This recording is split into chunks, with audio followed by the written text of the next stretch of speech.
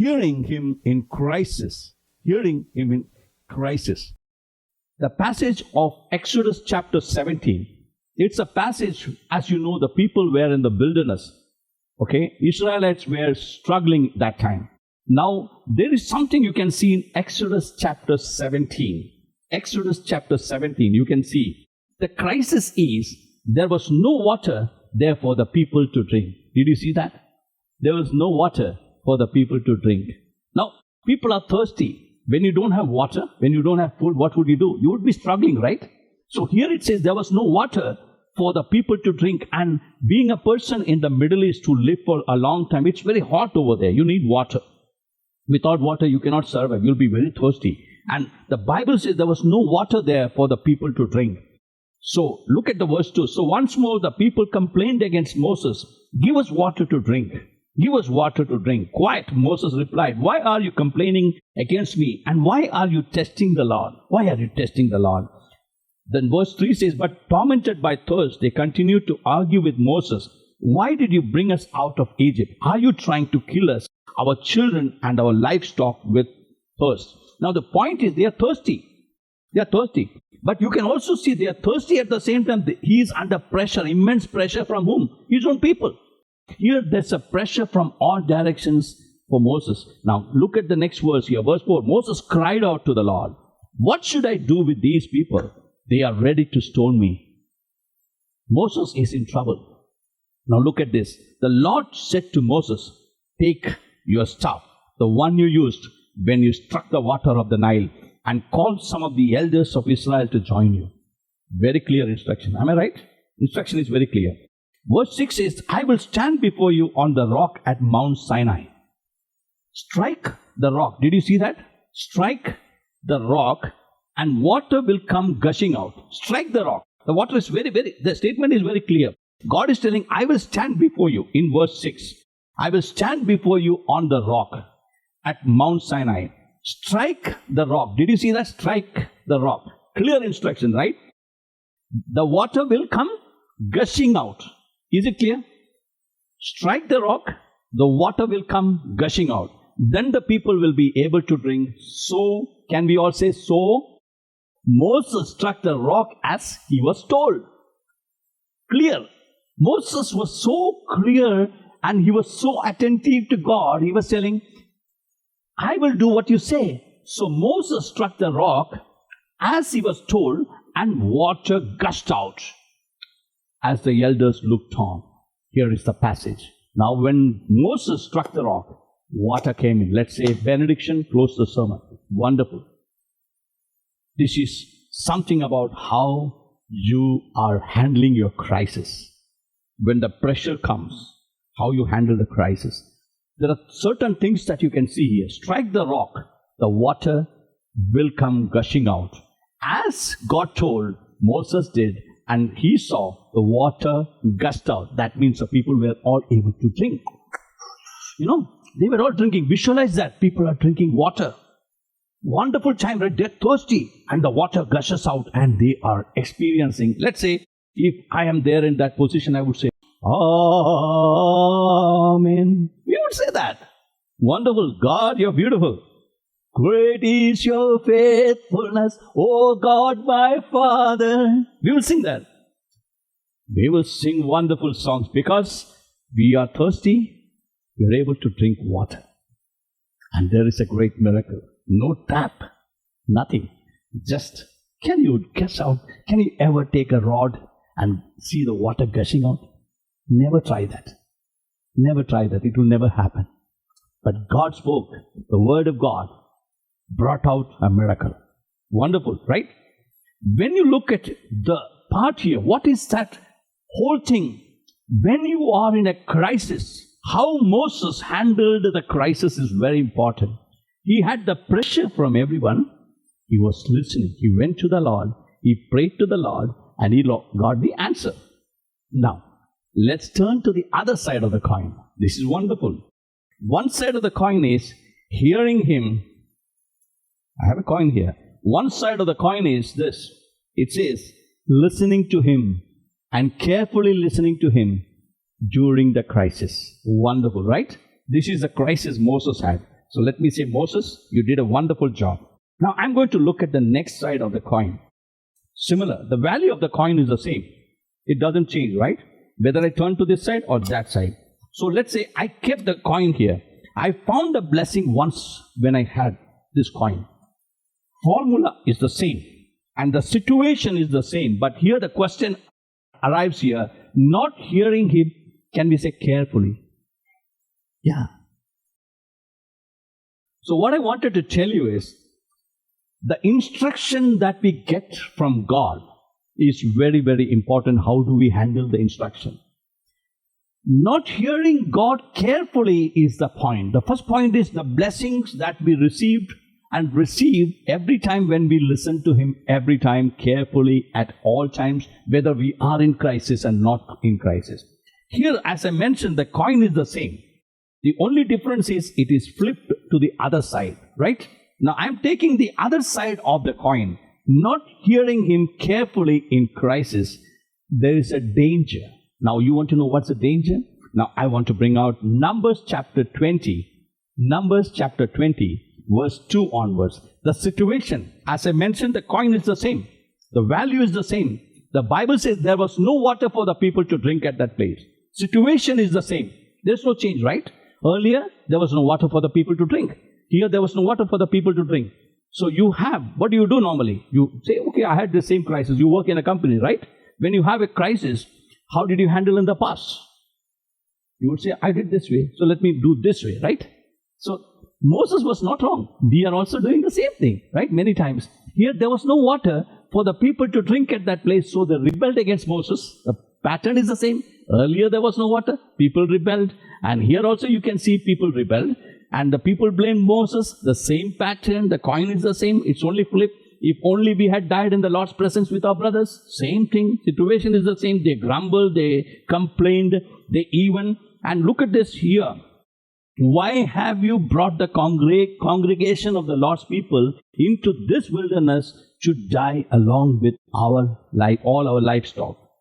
Why did you make us leave Egypt and bring us here to this terrible place? This land has no grain, no figs, no grapes, no pomegranates, and no water to drink. They're complaining, they're grumbling, right? Now the pattern is same pattern. Moses goes to the Lord. Earlier Moses went to the Lord, right? So, coin is the same. Pattern is the same. Moses goes earlier. He prays, God, people are hungry. People are thirsty. No water. Can you please help me? Wonderful, right? The pattern is the same. Why have you brought the congregation? Here it says, Moses and Aaron turned away from the people. Wonderful. And went to the entrance of the tabernacle where they fell face down on the ground. Wonderful. Anybody would say, Pastor Alexander, you're such a powerful man of God. You're praying in crisis. Lovely. Hats off to you. Right? And then it says here, then the glorious presence of the Lord appeared to them. Wow, we would say. We'll sing wonderful songs, right? Presence of God, glory. Praise to for the presence of the Lord, the Holy One's here. We'll sing lovely songs, right? Presence of the Lord. I enter the Holy of Holies. We'll sing that because we are in the presence of God. Now you see this here. Moses saw the glorious presence of the Lord, and the people saw that. The Lord said to Moses, you and Aaron must take the staff and assemble. The coin is the same. Pattern is the same. Did you find any difference from the old story? Did you find? No. The pattern is the same. As the people watch, same thing. Speak to the rock over there and it will pour out its water. You will provide, don't show the next slide, You will provide enough water from the rock to satisfy the whole community and their livestock. Wonderful. Can we all give a big hand to Moses? Glorious presence of God. God, thank you. Moses, you are such a wonderful man. You are handling the crisis so beautifully, right? Wonderful. Can we close the meeting and pray? Thank you very much for wonderful time that we had. We close the message, right? Now, next verse. Look at the next verse. Moses did as he was told. The pattern, coin is the same. Moses did as he was told. Is there anything wrong? He took the staff from the place where it was kept before the Lord. Pattern is the same. Is there anything wrong? No, nothing wrong. Then God is telling in the next verse, then he and Aaron summoned the people to come and gather at the rock. Listen, you rebels, he shouted, must he bring you water from this rock? Moses raised his hand. Wonderful. Earlier story, same. Moses raised his hand and struck the rock twice with the staff, and water gushed out. So the entire community and their livestock drank their fill. Wonderful. Praise God. What an amazing God we got. Did you see the blessings here? You saw the blessings here. So the entire community and their livestock drank their fill. Yeah, the entire community is blessed, my friends. Yeah, the entire community is blessed. He did everything as per the earlier. This coin was one side of it. The other crisis flipped on the other side. Moses followed the pattern so beautifully. Was it wrong from Moses' side? If we say he was wrong, then we have to ask a question, how often do we repeat this mistake? I remember last time I was preaching here, I said, we have a lot of traditions that we follow. Like Pastor Alexander and the worship team will sing a song. Yesterday in our Zoom meeting, we had the person who was hosting, he said, yeah, we have this every time worship, we have all these things. And I always heard Pastor Thomas tell, let us do something differently. And he said, before the worship, let's have testimony. I was saying, wow, that's good. People are getting inspired. And then he had testimonies. Then he said, okay, let us sing one song, not all the songs. Then he asked some other people to testify. Then testimonies came. Then he said, okay, let's pray for somebody. All those things. So it was different. Wonderful. What I'm trying to tell you is, are we in this kind of situation? Let me tell you, where is the mistake of Moses? The coin, the value is the same. People were thirsty. There was no water. People were thirsty. There was no water. People grumbled and people grumbled. People complained. And when Moses was crying out to the Lord, Moses crying out to the Lord. All this pattern is the same. Yeah, it's all the same. Moses cried out to the Lord. Moses cried out to the Lord. And the glory of the Lord came into the presence of the people. Glory of the Lord came in here. The Lord spoke to Moses. Lord spoke to Moses. Where was the mistake? Was there any mistake in this? Can anybody say there was a mistake? There was a mistake. The mistake is Moses went back to his old miracle. Sometimes we do the same thing. Let's go back to the verse again. One verse before. What was the instruction of God in this passage? What did God tell him to do? What did God tell him to do? Speak. Speak to me. Word of God, speak to me. I come alive as you speak to me. Wonderful, right? Come alive. Yes, I come alive as you speak to me. Speak to me. Yeah, word of God. But are we tuning ourselves to that voice of God? Amen. Speak to me the word of God. As you speak to me, as you speak to me, speak to me, speak to me, speak to me, speak to me, we say. But how often have we heard that voice of God carefully? Am I taking something very, very different? I think I'm connecting to everyone. I don't want to go very fast. What I want to tell you is, this is a normal thing in our daily life. This is a normal thing in our daily life, and this is very often done in our life. We have made a decision, we will go and do whatever it is. We are praying. Christians pray. Let me tell you, Christians pray. Christians wait upon the Lord also. But I have seen in my experience, Christians are not always careful in doing things in the right way. When you wait upon the Lord, you will get the instruction carefully. Here also Moses got an instruction. Speak to the rock. And that speaking to the rock, logically, I was with somebody on Friday. And I told this to that person. I said, my friend, I want to let you know something. When you have that faith in God, you will stop using the logics. Amen? Yeah, you have the faith of God, you will stop using the logic. That's another sermon altogether. Show me, take the mud that the blind man took to, Jesus gave and applied on his face, as a blind man came and told him to go to Siloam. And he went to that place and he washed himself and came back. And how often can you do that? You cannot. Take the rod that Moses had, find out, come on, let's go to Egypt. Let's get that rod. It is wonderful. I will raise the staff here and I will find the entire church filled with people. Miracles God can bring. Is the staff doing the miracle? No. God told Naaman, dip yourself in the water 7 times. Is that dirty water cleaning or healing the leper? No. It's a faith. Faith cancels logic. With logics you cannot experience and see faith. I was telling him when I came to Canada, no logics can be applied because I'm a person about 50 years that time. And I know it is not easy to get success here in Canada after a particular age. But I cannot use my logic when I have applied my faith.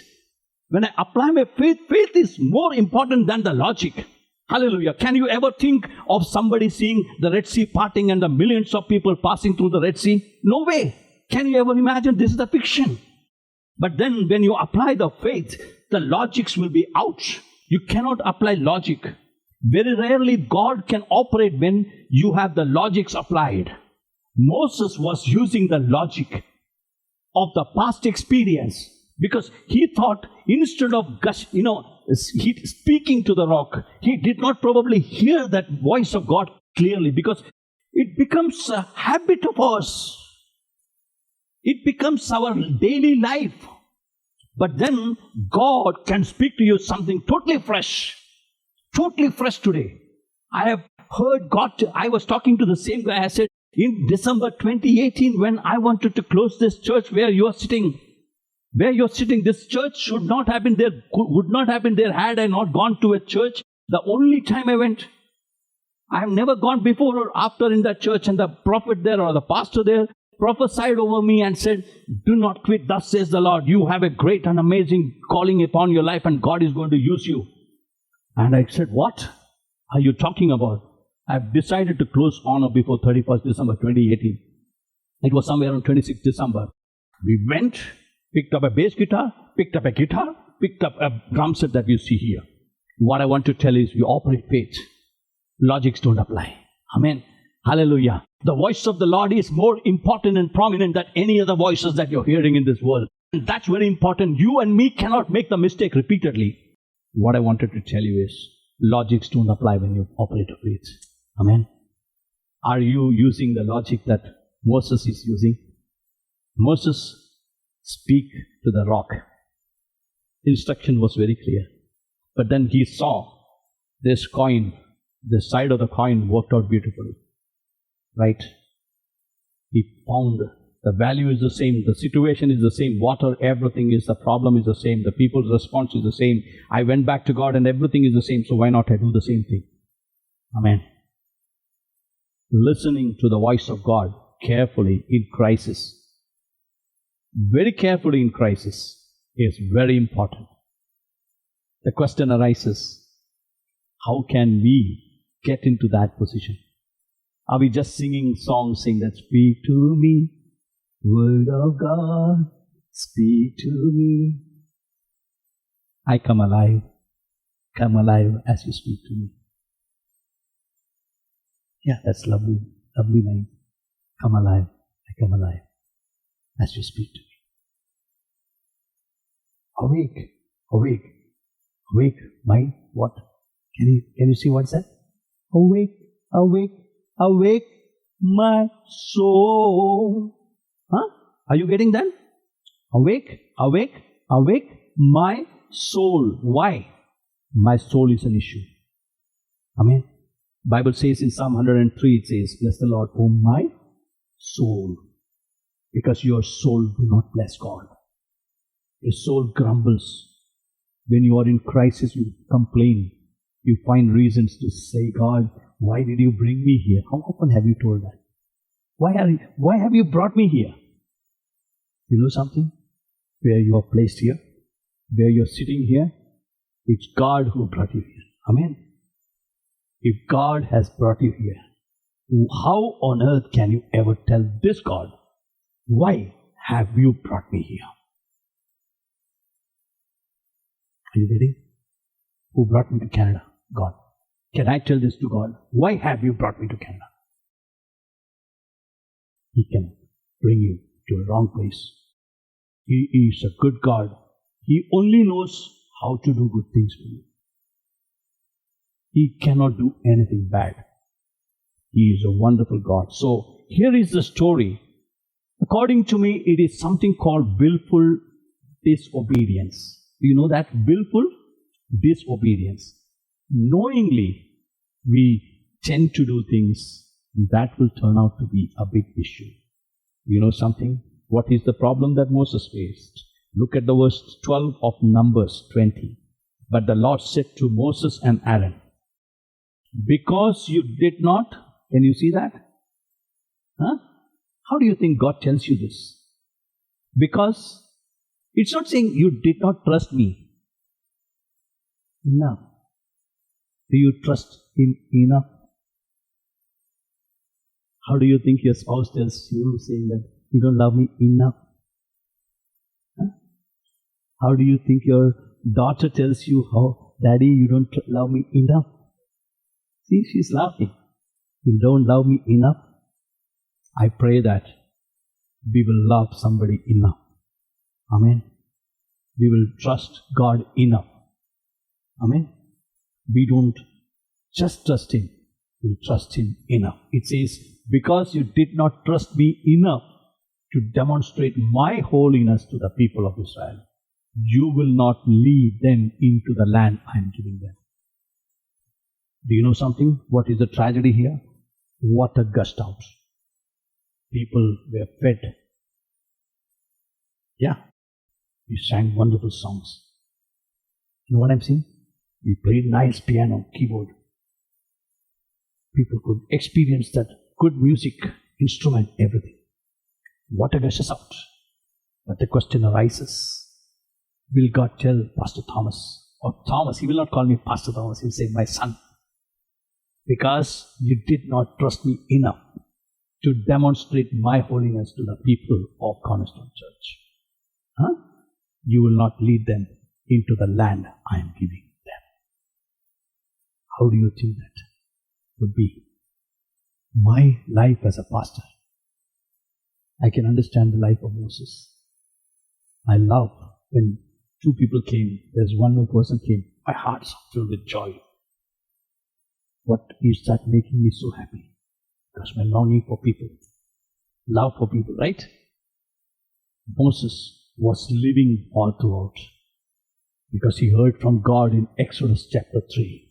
I want you to take these people who are in misery, in suffering, to a land that is flowing with milk and honey. Unfortunately, Moses couldn't drink the milk from that place. He couldn't taste the sweet honey in that place. What do you think as a pastor? How I would face if I'm living in this world to see my people blessed? And God tells me, because you did not trust me enough to demonstrate my holiness to the people of Cornerstone Church, you will not lead them into the land I am giving them. It becomes a different statement. It's not you anymore. You got it? That's the harsh part of it. It's not anymore Moses and Aaron. It is, you would not lead them into the land I am giving them. So what do you get from this verse as a close? What do you get from this final part? You will not lead them into the land I am giving them. Do you read that properly? No, I don't think you're reading it properly. Or maybe I'm not making you understand it properly. You will not lead them into the land. That's fine. But I am giving them. Did you read that part? That means they are getting what you were driving all these days for. Huh? How do you think God tells me these people are going to be blessed? You are not going to live. Are you getting? It's a hurt. Heart would be broken because you love God so much. Some small error in your life could bring such a great tragedy in your life. Amen? So what I wanted to tell you as a close is, what was the whole reason why they went into trouble is, Psalm 46 verse 10 says, "Be still and know that I am God." Correct? Be still and know that I am God. Moses did not wait sufficiently enough in the presence of God. Sufficiently enough. You and me will wait sufficiently. In our last worship meeting, I was telling, we need to have that sufficient time in the presence of God as a team. Then we can take the congregation to the place where the Lord wants. Amen? Psalm 37 verse 23 says, it says, "The Lord directs the steps of the godly. He delights in every," can you say every detail? That means He delights in every detail of their lives. God is interested in you. Are you able to understand that? God is interested in you. But when God is interested in you, He wants to have every detail submitted to Him. Amen? Every detail submitted to Him. That is why Proverbs chapter 3 verse 6 says, seek His will in all you do. Seek His will in all you do, and He will show you which path to take. We are supposed to wait till the time we get the right direction. Shall we pray?